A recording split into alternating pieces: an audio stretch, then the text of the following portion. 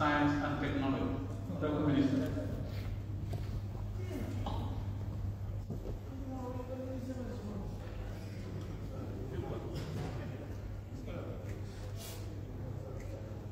You have 5 minutes to respond to issues raised.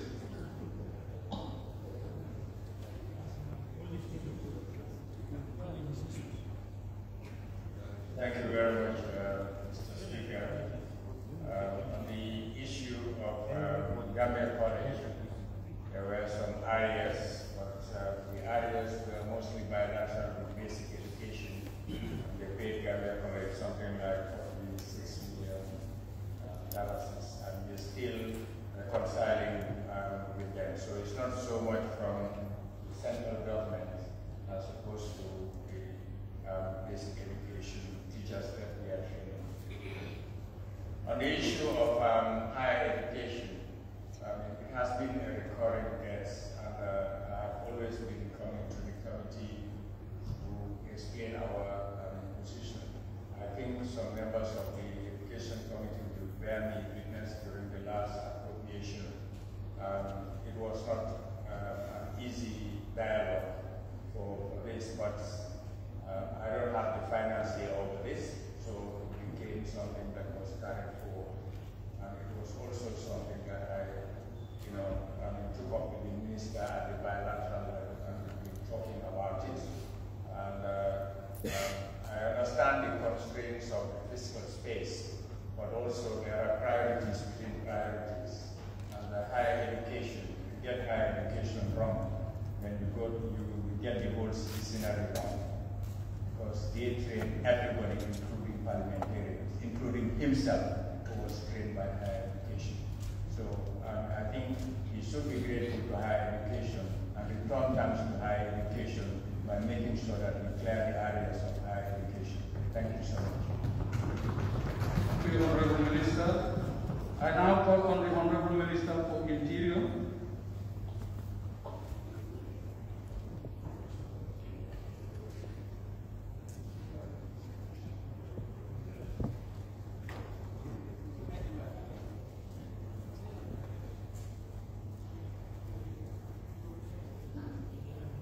Thank you very much, Mr. Speaker. I think I have 2 questions that I ask. One starts by the Honorable Member regarding what happened to the seed drugs. It appears that Honorable Member is not aware of the instructions that are taken today. Normally the instructions are announced, and just 2 months ago there was a disruption. Drugs are normally destroyed upon the order of the court, upon the completion of the case. So you cannot destroy drugs pending trial. The other question comes from Member of Parliament for Lower Newry. He asked for the fines for violation of COVID restriction. Quite actively, I just want to inform the honorable member that all fines are paid to constitute revenue. The third question comes from Honorable Hon Mambury Njie. The question is similar to the first question from Honorable Member for. And then she also has coming from because they don't come from there. Sometimes locally seized within the country, some around the border, some from Qatar. We have few cases that we suspected the drugs come from outside our continent.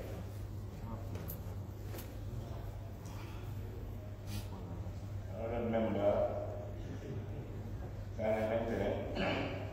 made a request for 324 repair. I just want to inform another member that all stations are accessed, and then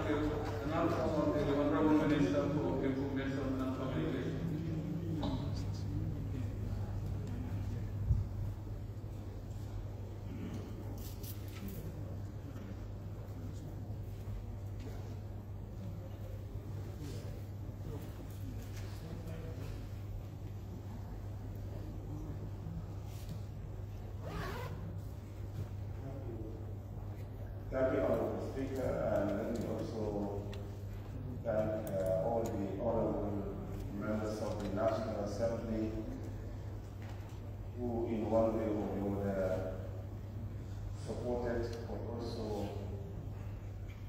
asked for clarification or more for the state broadcast and the DRTs in terms of coverage, but also visibility for the National Assembly. Let me say that since last year we have been trying to have a special channel for the National Assembly.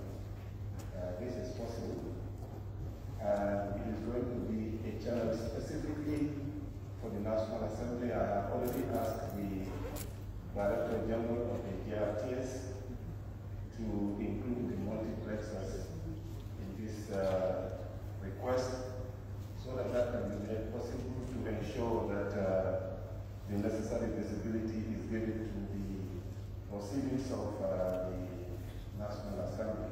It has always been the intention that when the migration happened, the DRPs were supposed to operate 5 different channels, and one of the channels definitely was supposed to be the National Assembly. And I hope the DG had already made a discussion with the Director of Technical Services at the DRPs. Interestingly, they were meeting at their committees to look at what could be done, provided that this request is approved. I wish that the members can look at the budget in total and see what could be done, because in it we want to provide, four new transmitters for the TV, the analog broadcasting transmitters, so that those who can afford this set of losses can continue to work their things on analog to do simulcasting until the timing or the phasing out of the analog broadcasting around the world by the ITU, the International Telecoms Union. So really, this will be really essential so that those in the URR and the CRR North and the NDR would now be able to have DRTS on terrestrial, because we want to buy TV transmitters from this. And in addition, we also want to buy 8 new transmitters for the radios to replace the existing 5, but also add 3 more in the north.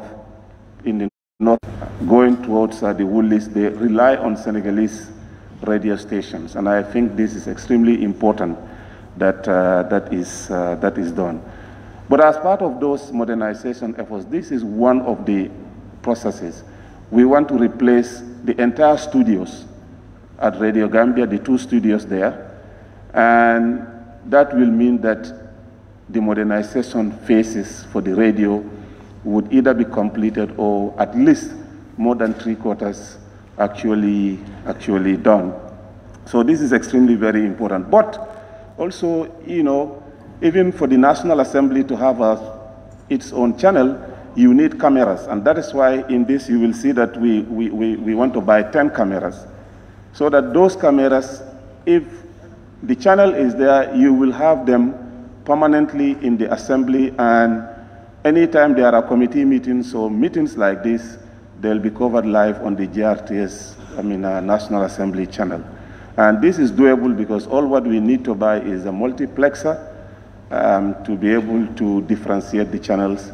And I hope DG and the technical team would be able to do this. So, Honorable Speaker, really I thank all the members that have shown interest in this, and to assure them that it is a constitutional mandate placed on GRTS to provide coverage during election time for all the participating political parties in an election. And in that time, in fact, it is not even the GRTS, but the IEC that takes control of the allocation of airtime to all the political parties. Right now, the institution is constrained. We are not able to do, even for the essential news services, much more some of the demands that are being asked, upon the institution. So I want to thank all of you and to once again ask for a consideration for the GRTS so that those in the rural areas can also feel part of the overall efforts that are going on, and they can know exactly what the government is doing on their behalf through the radio and television. Thank you. Honorable Minister. Honorable Minister for Health. The last one.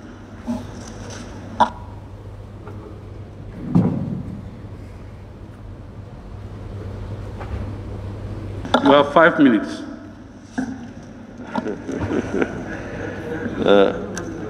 Thank you very much, Honorable Speaker. Distinguished Honorable Speaker, Honorable National Assembly members. Mr. Speaker, the number of comments we have to talk on, even 30 minutes probably will not be able to, but that shows the complexity of the health sector. But we'll try our best to deal with them quickly to save time. If we miss anything, please remind us. When we came in, we found the member for Woodley West speaking. We started from there. His comments, as I got, were regards to COVID-19 pandemic and the input, the investment in it. Certainly, the COVID-19 pandemic has taken another dimension. We all know, we've been hearing and we've been talking about it. There is another wave which is started, and it is believed to be the third wave, as it is happening in other countries. And the difficult one about this particular one is that there is a mutation of the original COVID, the coronavirus. Now we have what we call the Delta strain. This strain, of course, viruses too want to survive. They want to continue infecting people. That's what we know, evolution. And to be able to do that, they try to also adapt and become more infectious so that they infect more people. And this virus, this particular strain, that's what it is doing. It tends to infect more people. Transmission is easier, and it seems to also be more deadly than the original strain. And Gambia, we now having the Delta strain. 70% of the samples that have been sequenced are the Delta strain. That's what we have now.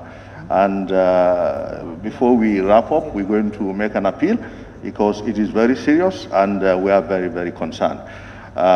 We're doing quite a lot as I answer some of the questions with regards to COVID-19 pandemic. We have a treatment center that is the Foreman Devan Center, which is our main COVID-19 treatment center. Yes, the place had been renovated. It is improved quite a lot. The standards are high to what we had before. Yes, there are challenges with regards to manpower, and resources are certainly never enough. But we are each day strengthening our preparedness.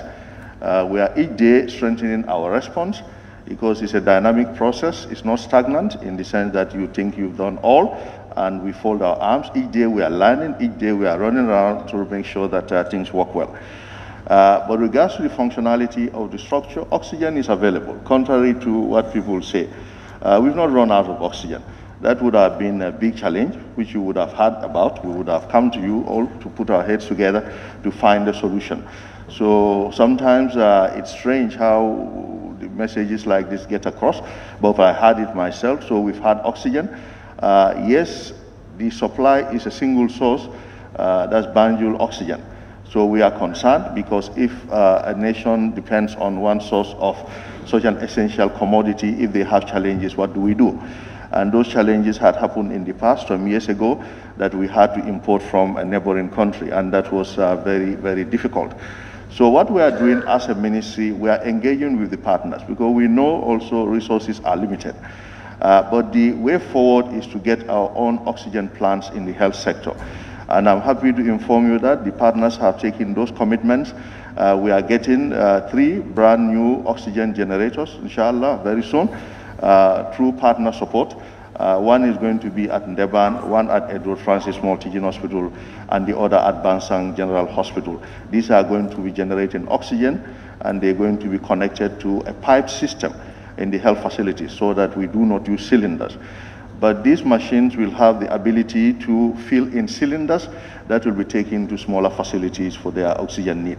So this will be coming soon, and we'll let you know. I also had mentioned Biam Hospital, I was told. Biam is one of the hospitals that is very strategically located and as important as the other hospitals, but the catchment area is quite big. So with support from the World Bank, the Biam Hospital, Brikamaba and Basse health facilities are going to be entirely renovated. An assessment has already been made, and they are now looking at the details to fine-tune, and World Bank is funding that entirely through our engagement with them. So very soon that will be done. The ambulances to the health facilities. Well, thank you. We thank you all for supporting the idea. I think ambulances are essential, very, very essential. We have seen, probably I'll talk about the ambulances as a whole because they came at various points just to save time. The request actually has been coming from the communities and from your own honorable selves with regards to challenges that your constituents have been having in getting to health facilities. Building a health facility that looks like a hotel is one thing, but people getting to that facility is also a very important step. How do they get to those facilities without ambulances? I'm sure the honorable members, you ferry more people to the facilities than any citizen in this country with your vehicles, because when they have challenges, they run to you. We've all been doing that. Women delivering in vehicles. It is a big challenge, and it's not sustainable. They come at all times. But the point is, there are some towns where there's nobody even with a vehicle. And those people also are human beings, Gambians, who need to get to health facilities.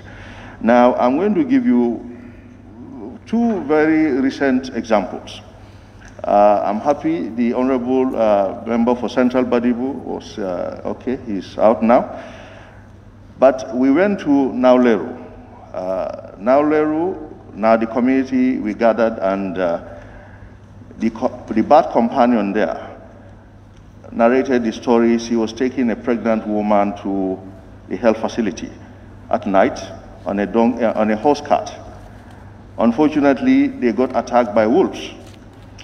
Now, the horse itself was so afraid, it started running at full speed, now with a pregnant woman and her companion on the back of a donkey cart on a bush path. You can imagine what could happen to that woman. Similarly, in Kerardo, a similar one, those ones also, this one on a donkey cart now, they got attacked, so they had to go back, and the woman ended up delivering at home. These are the realities. One of them recently was in Kiang. Unfortunately, Kiang and Badibu are getting these problems, so they cancel out. But this was within this month. A woman was to be transported to a health facility. They got to a donkey cart. Before they could put her on the donkey cart, the baby fell. Now, but they tried and put her on the donkey cart. They didn't know it was a twin pregnancy. The other one delivered on the donkey cart and died. These are the realities. Now, in Southern Combo here, a gentleman working in Banjul, the wife said to him, she was feeling labor pains. The man said, wait for me, don't move an inch, I'm coming. Entered the traffic, 2 hours to get to the village. They tried to look for a taxi to hire. Before they go to a health facility, the woman died. So this has a direct bearing on maternal mortality reduction. It has a direct bearing on infant mortality reduction and on the survival of the citizenry of this country. I move on to the comments by the Jara East now. Yes, the health sector is not easy. We've had challenges with regards to gloves, with regards to other consumables. But we are in a pandemic. These are not normal times, especially for resource-poor countries like the Gambia. These items, not a single item is manufactured in this country. And we certainly get them here at a higher cost than where they are produced. Because they are produced somewhere, some people go to buy them, they bring them, they add their profit, they add the cost of the materials and so on, and we buy them very expensive. But the challenge with PPEs, that's the personal protective equipment during the COVID pandemic, is all nations needed a large number of them at the same time. So there were shortages all over the world, and getting access to these materials was not a joke, because people put in orders well before. The people who had the financial muscle put in orders 6 months, 1 year, and some of them much more than that, because they had the resources to buy in bulk, in big quantities, and they could do that. Poor countries were struggling to get resources. But, Honorable Member, Madam Speaker, Mr. Speaker, I think the Gambia has tried a whole lot during the COVID-19 pandemic. We had seen on television where countries ran out of PPEs, big countries. We've never reached that state.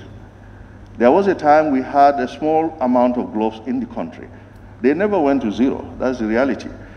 And at that point, the logistics manager at the central medical stores said they had to now use them judiciously, and they had to ration the facilities, small health facilities that do not generate income directly by themselves will be supplied.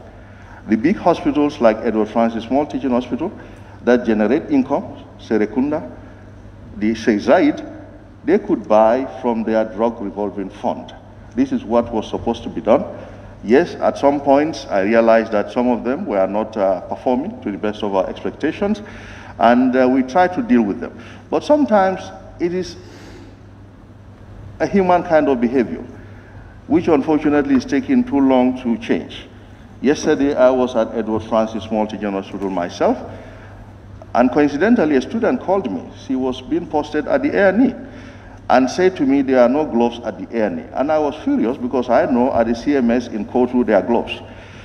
When we found out, the reason was because they planned to go the next day to collect the gloves. So the gloves got finished, nobody thought of going today to replenish that supply. Sometimes it's as simple as those. And it's not acceptable. Each person, every unit has a head, every facility has a head, and every unit in the facilities have a head.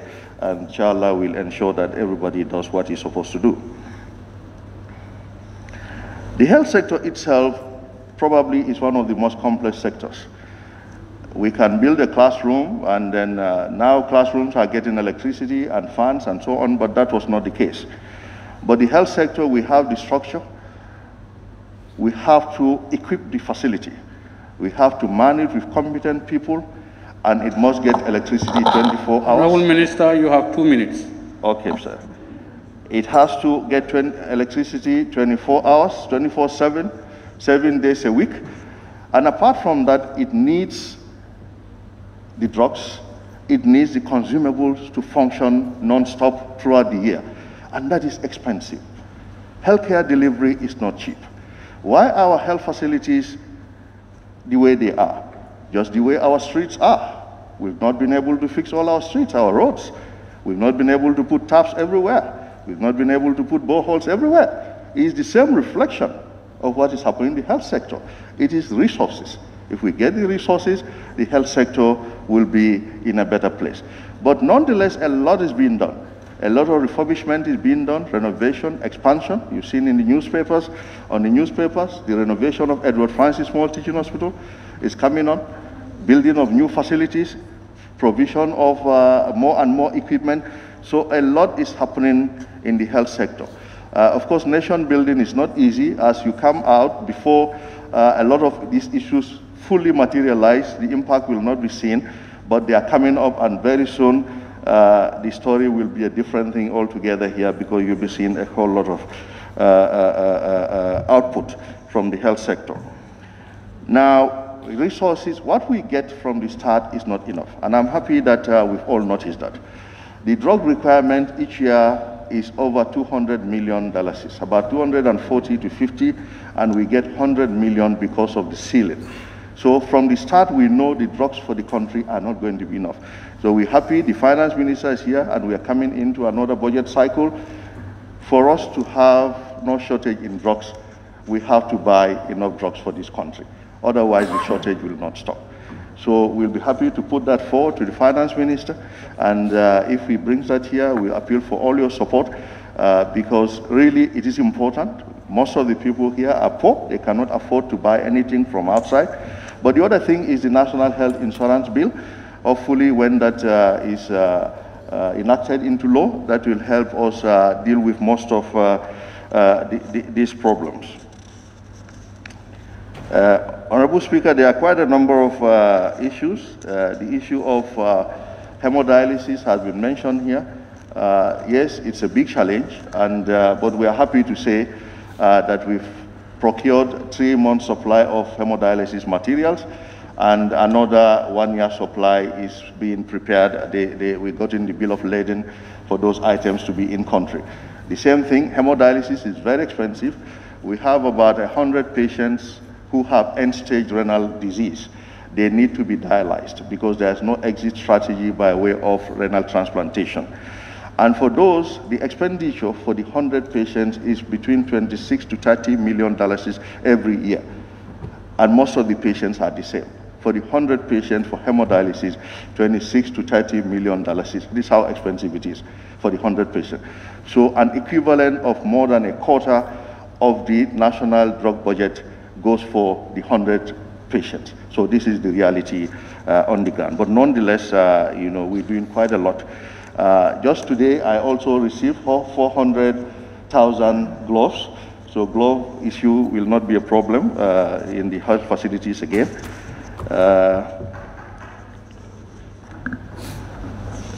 Honorable Speaker, well, if I can continue, but otherwise I can take a break from here.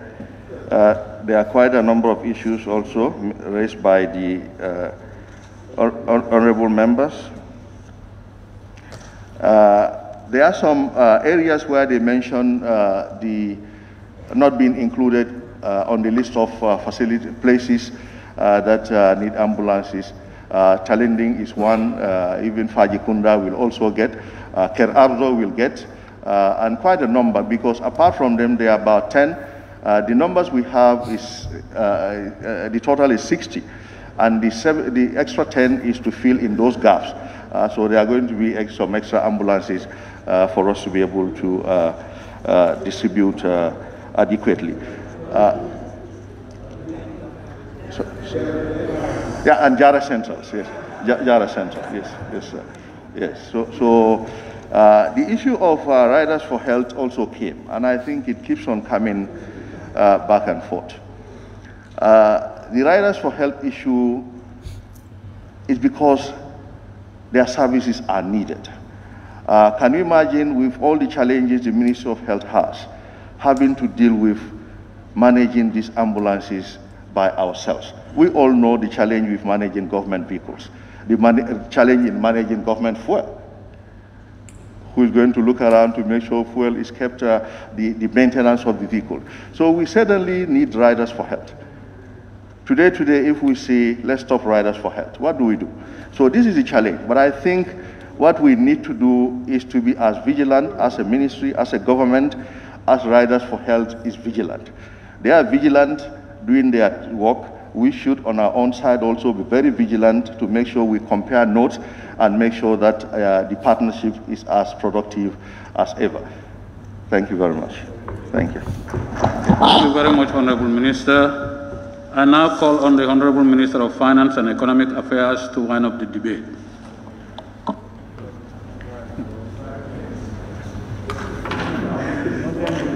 Thank you very much, Honorable Speaker. Let me make one clarification. The IEC and the judiciary, the only time we see their budget is when it is handed over to us for inputting.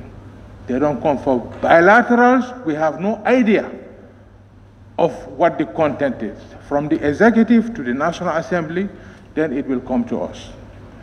This is why we were surprised when we saw a headline talking about the minister misleading the National Assembly. It's unfortunate, but that is history. I was invited to a committee meeting here just to maybe advise, and I was asked, when we look at the budget, and Honorable Mbo was, we didn't see any line item on diaspora voting. How can you explain something that you have? I said, there is nothing here for diaspora voting. They said, what can you advise? I said, the only advice I have, because you cannot via, is SAP. And this is why the amount that was taken off from the budget 2021, that's why we are coming in for the SAP. So I just want to make it clear, we have no idea, we have never discussed anything about diaspora because we don't have the mandate, we don't have the authority, and we stay away from it. As it is submitted, we input it, period. I want to make that publicly clear, and we are on record that it is not the mandate of the Ministry of Finance. From here, we input it, period. The other thing I wanted to explain, government procedures. Number one, the issue about expenditure. We cannot spend unless we are authorized by the National Assembly. Some of the issues of areas are technical. Some of the contractors, the speed at which they work, we can only confirm if at all a certificate is issued through the Ministry of Works, certified by a consultant. That is the time that it is handed over to us. Does it mean that we have to pay immediately? No. We have to look at the budget, whether it is there or not, or whether it's been exhausted. Insufficient funds. If there are insufficient funds, there is no way, because the system is structured in a way that it will be rejected. So you cannot spend something that you don't have. And the way we approach, the way we operate is on a cash plan every month.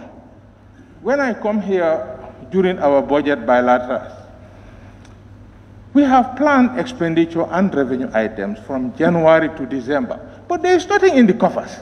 It depends on the revenue that we earn. Then from there, we come with the cash management. And I think the clerk of the House of the National Assembly is aware that sometimes if the revenue is not there, we cannot give it to you, period. Depending on the activity report that is submitted to the Ministry of Finance. Because what I am trying to come to the issue of whether this money that we are expecting, the money from BP, is in the account or not. I brought the Energy Minister to the committee meeting on Monday with evidence, documentary evidence, that everything is finalized, the money is coming anytime from now. Is it right now in the account? No. But that evidence alone is enough for us to proceed that the money is definitely coming. That one is a letter, both the exchanges and the final offer.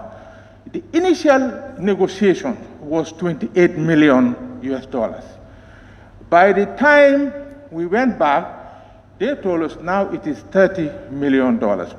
You know, they have very good negotiating skills. Then, I'm just trying to explain the reason that I can explain at the committee level, why we had to withdraw the EU money. Because we want to make sure we cannot reveal to the Assembly something that is not there. That is why the 30 million, we just take the central bank rate by 5, is 1.5 billion. We were expecting AFDB budget support.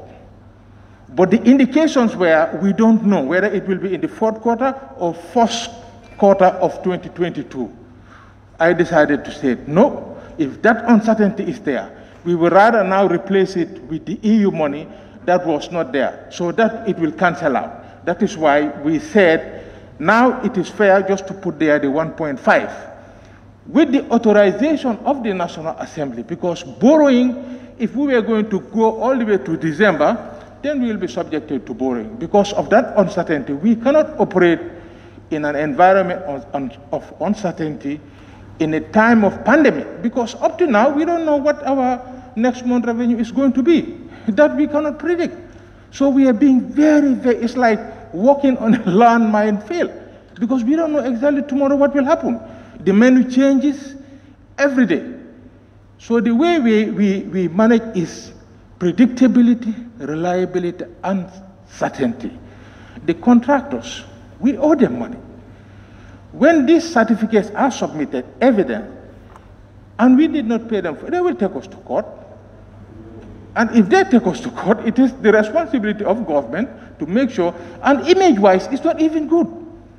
So if you give a contractor 1 year or 2 years to do a job, he decided to fast-track it and do it in a year, give you the certificate, what will you do? Only if you have it, you will be able to pay. But as far as we are concerned, with that certification, does not automatically guarantee payment. If the revenue is not there, there is nothing that we can do. So let me just go into, number one, I just want to re-echo and to reaffirm, we have not done anything illegal. We did not spend anything from the SAP aspect.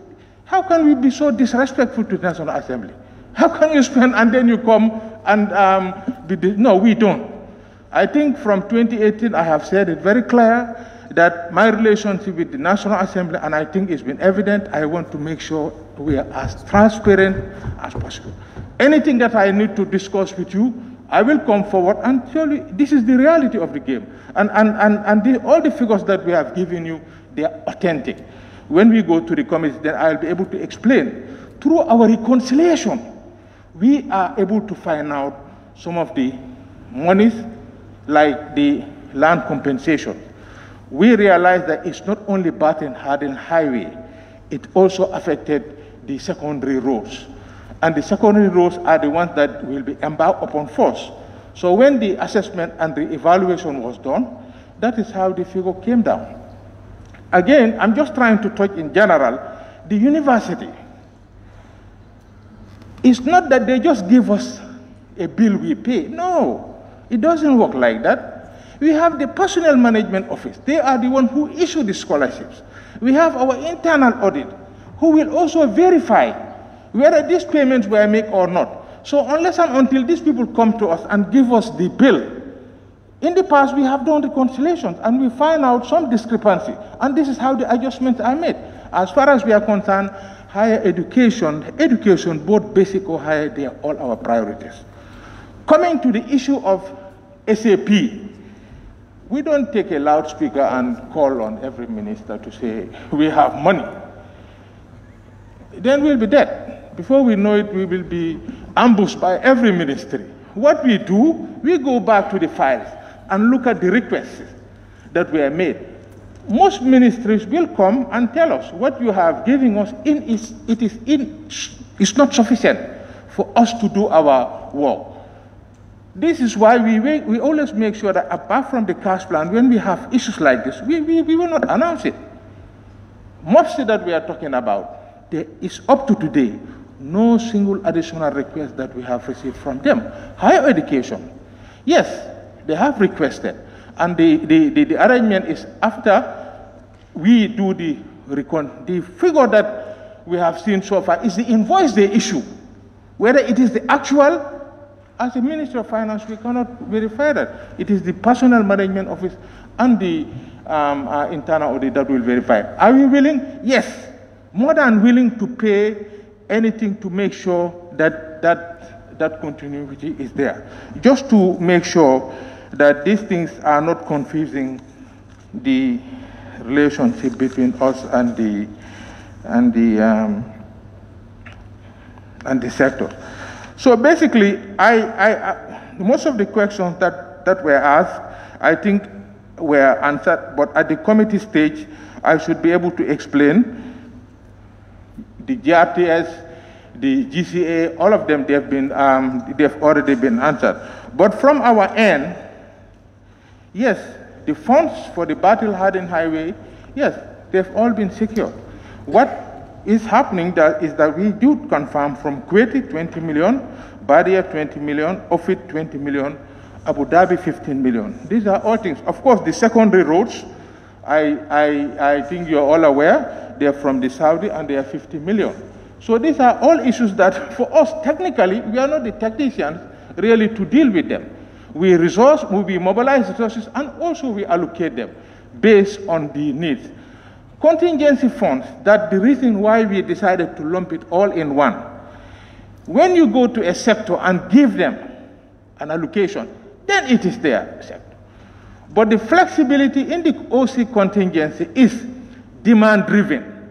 And when we give you an amount, we expect you to come back with the activity report, like when we give you the 10 million. We also expect an activity report to come back to us. This is the way you spend it, then we will give you more. National Disaster Management, immediately we responded. $40 million. $40 million. Within 48 hours. So these are issues that then the data is coming. Yes, we have to verify. Auditors must also be on the ground to make sure that whatever we have given is also properly spent. So the operation of government is totally different. The checks and balances are there. The Ministry of Finance is not the final decision maker. There are checks and balances in the system. Before us, even after us, there is also a post-audit exercise. So these are all things. And now, the system, at least, we can say is automated. You have the IFMI system, the Accountant General. Even if you spend something, sometimes you give an allocation. It's not spent by the sector. Maybe a month or two, you have not seen it in the IFMI system. Then the Director of Budget will have to alert them and tell them we have seen this hanging. That's why anytime you click into our website, you will see very clear actual budget.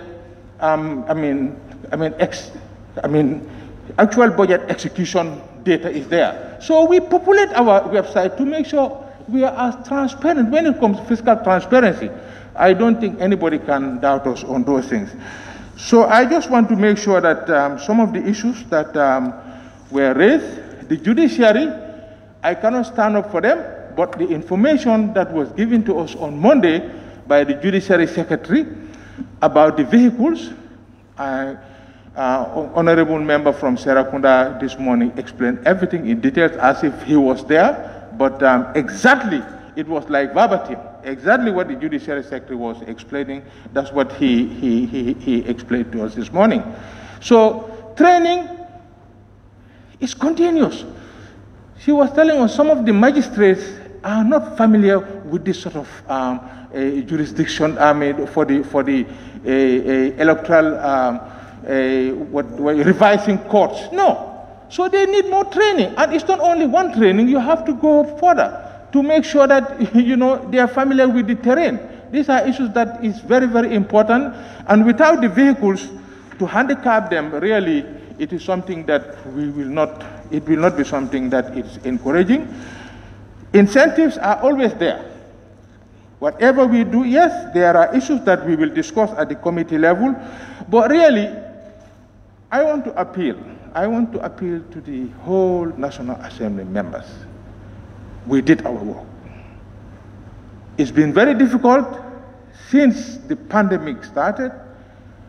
Our hours of sleep are lessened. When we wake up in the morning, we don't know what is the next day. So when we have this money, we said, how can we efficiently and effectively utilize it? We want to cater for everybody, but we cannot. We are not that endowed country. So this is the best way we believe. So I just want to appeal, respectfully appeal to all National Assembly members. Let this one go. I know the issue of cutting here. No. I think Honorable Halifa Saleh, Honorable National Assembly member from Serakunda did a wonderful job this morning, and I appeal to every one of you.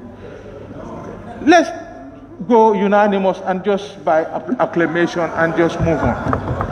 Okay?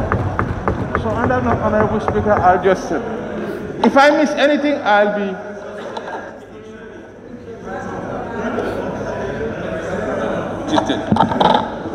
Honorable members, at this juncture, I want to rely on clause 13 of the standing orders to suspend the session for 10 minutes.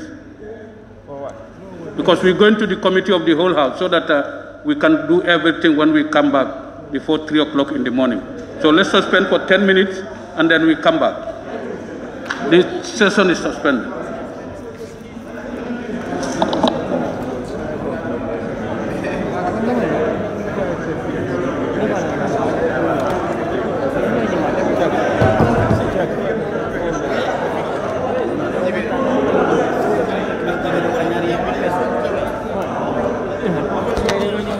All right, thank you, guys. The Speaker of the House has suspended the session for 10 minutes, to take a break, and now we will go into the committee stage, whereby we will look at the Supplementary Appropriation Bill head by head for the members to finally decide whether the bill that is tabled before the National Assembly will be approved as it is, or they will make some cuttings, or they will even reject some of the bills. So we will come in 10 minutes time, so that means we have to end the video here and come back in 10 minutes time. So be there for yourself and I'll be there for you. It's your brother Keksane.